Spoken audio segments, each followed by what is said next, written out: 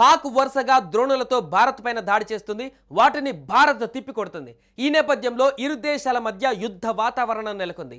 దీంతో దేశవ్యాప్తంగా 24 ఎయిర్పోర్ట్లను మూసివేయాలని కేంద్రం నిర్ణయించింది. చండీగఢ్, అమృత్సర్, శ్రీనగర్, లుధియానా, బుంటార్, కిషన్గఢ్, పటియాలా, సిమ్లా, కాంగ్రా, ఘగల్, బఠిండా, జైసల్మీర్, జోధ్పూర్, బికనీర్, హల్వారా, పఠాన్కోట్, జమ్మూ, లేహ్, ముండ్రా, జామ్నగర్, ఇస్సార్, పోర్బందర్, కేసోద్, కాండ్లా, భుజ్ ఎయిర్పోర్ట్లను కేంద్రం మూసివేసింది. మరోవైపు ఇరు దేశాల మధ్య ఉద్రిక్తత వాతావరణం నెలకొన్న నేపథ్యంలో పౌర విమానయాన మంత్రిత్వ శాఖ కీలక ప్రకటన విడుదల చేసింది. యుద్ధ వాతావరణం నెలకొన్న కారణంగా విమానం బయలుదేరు సమయానికి కంటే 3 గంటల ముందే ఎయిర్పోర్ట్ చేరుకోవాలని ప్రయాణికులకు సూచించింది. తద్వారా విమానం ప్రయాణానికి 75 నిమిషాల కంటే ముందే చెక్ మూసివేస్తారని స్పష్టం చేసింది. ఈ మేరకు ఎక్స్ వేదికగా పౌర విమానయాన మంత్రిత్వ శాఖ వెల్లడించింది.